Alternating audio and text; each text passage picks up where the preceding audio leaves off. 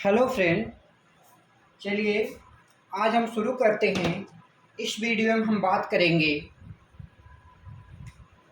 Most important topic जो आपके class 10th के बोर्ड एग्जामिनेशन में देखने को मिलेंगे। यहाँ से 4 नंबर आपके फिक्स हैं। अगर इस वीडियो को पूरा देख लिए तो आपके 4 नंबर यहाँ से क्या हैं, फिक्स हैं।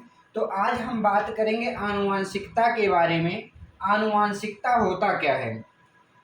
इसको अंग्रेजी में हेरिडिटी बोलते हैं। क्या बोलते हैं? हेरिडिटी।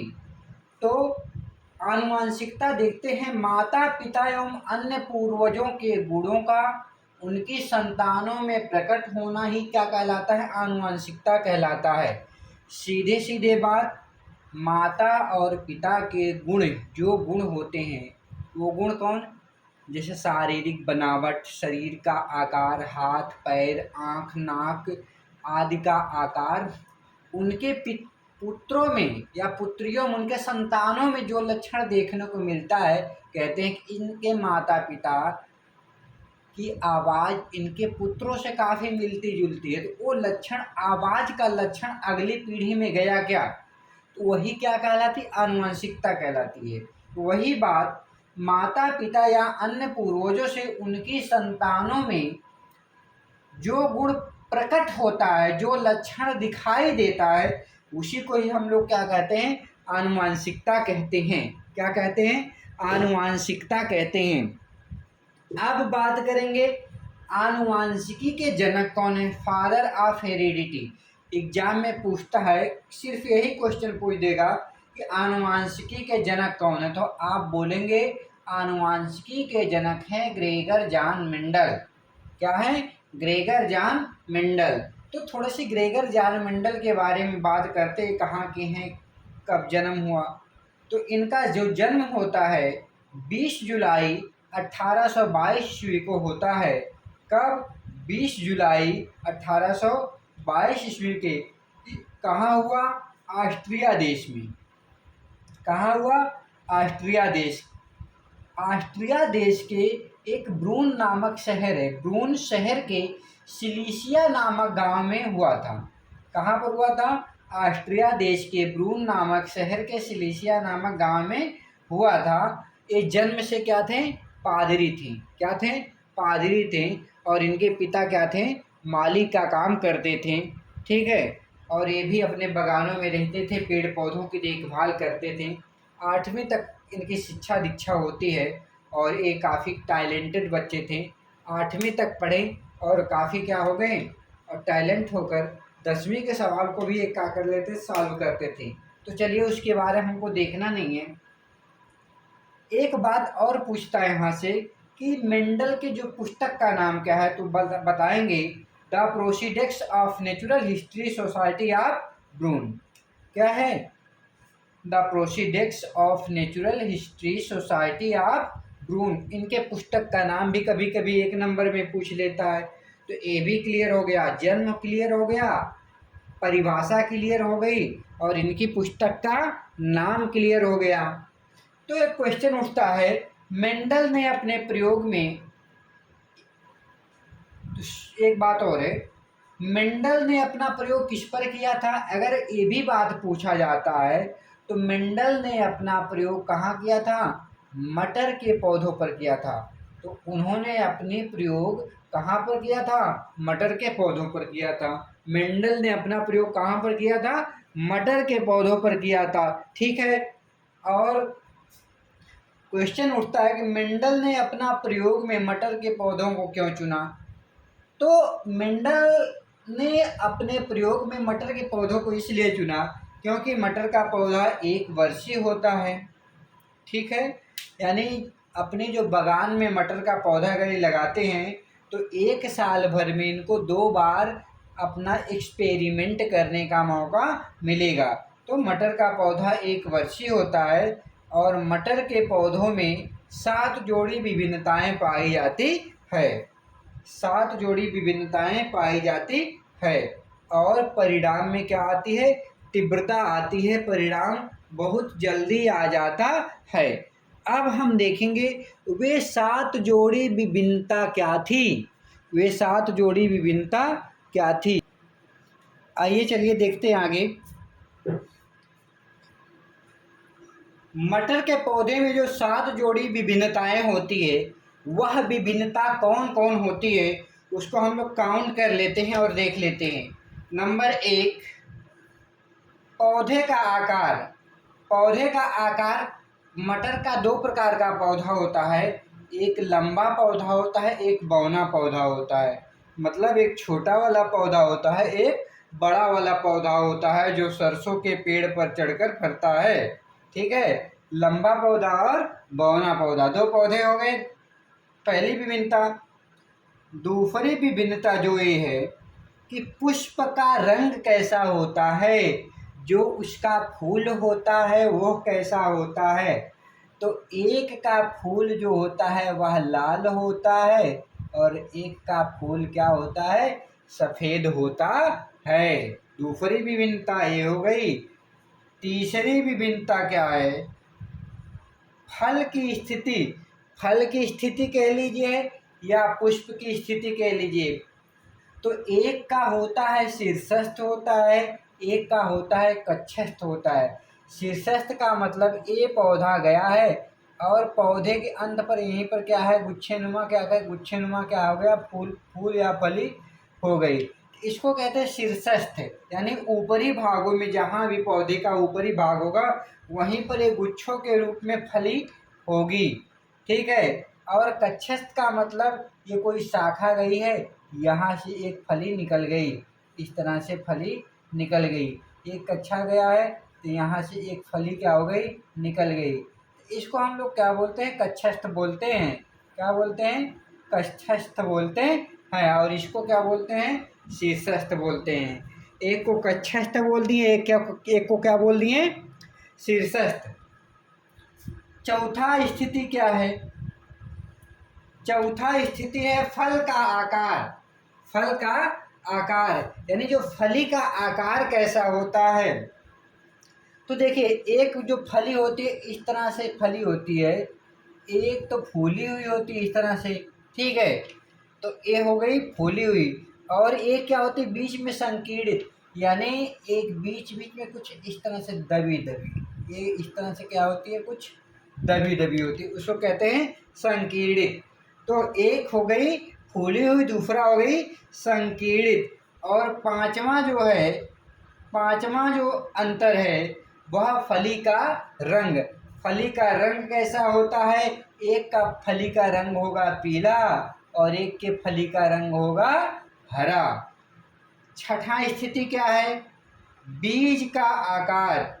एक का बीज होगा गोल, अरे वही मटर जो खाने वाली मटर होती है जिसका दाल निकालते हैं उसका क्या होता है, बीज का आकार गोल।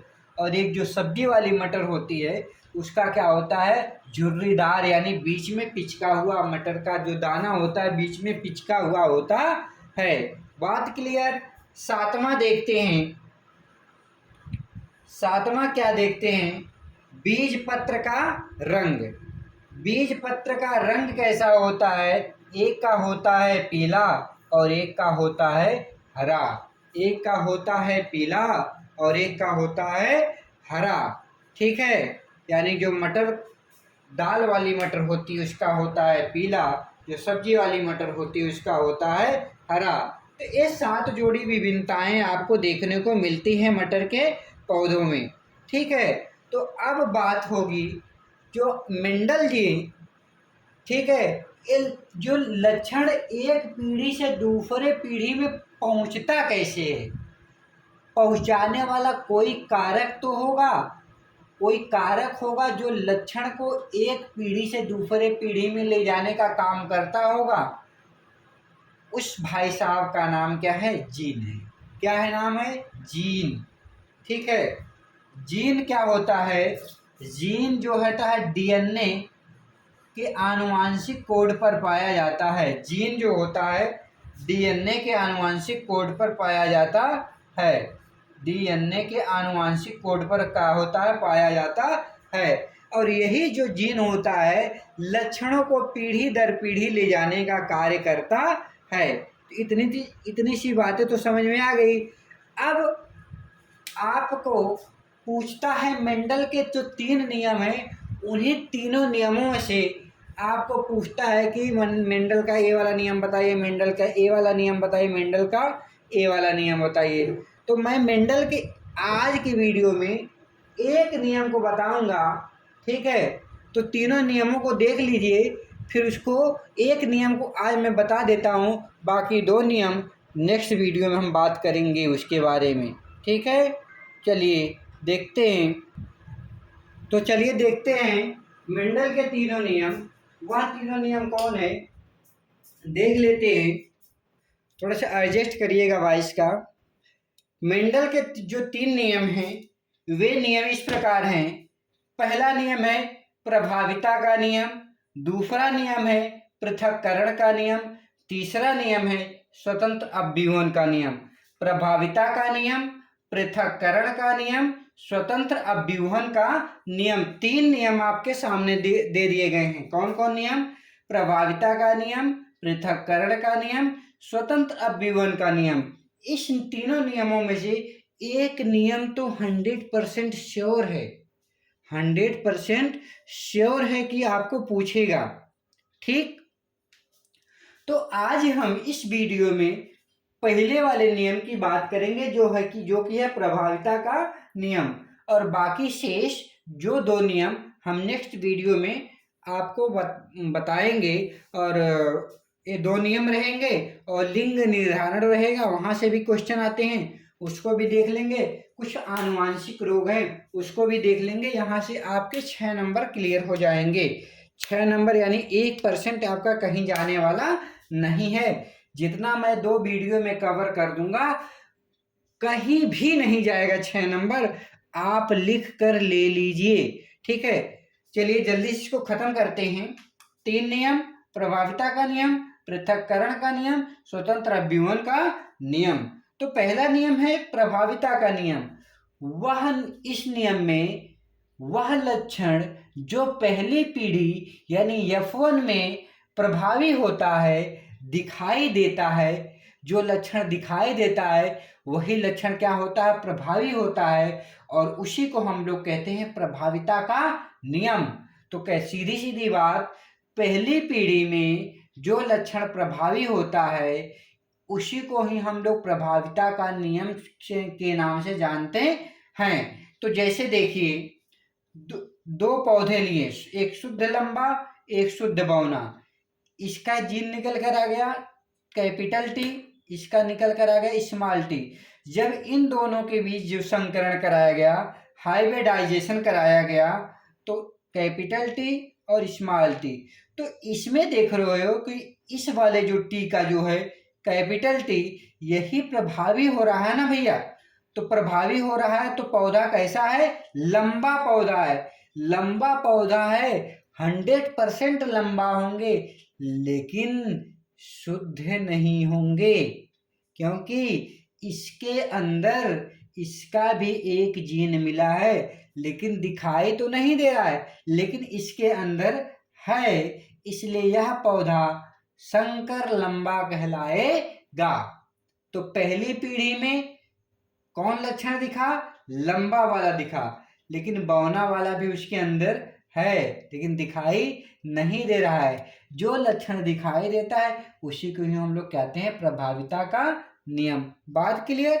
चलिए एक और एग्जाम्पल ले लेते हैं।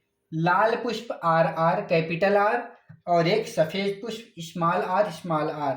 जब इन दोनों के बीच हाइब्रिडाइजेशन कराया गया तो एक R कैपिटल वाला एक R स्मॉल वाला, इनके बीच संकरण कराया गया तो कैपिटल स्मॉल, इनके बीच संकरण कराया गया तो कैपिटल स्मॉल R, इनके बीच संकरण कराया गया तो कैपिटल स्मॉल R। तो यहाँ पर सभी में देख रहे हो capital R capital R capital R capital R, यानी लाल वाले पुष्प का गुण प्रभावी हो रहा है, इसलिए यहाँ पर सभी पौधे क्या होंगे? लाल होंगे।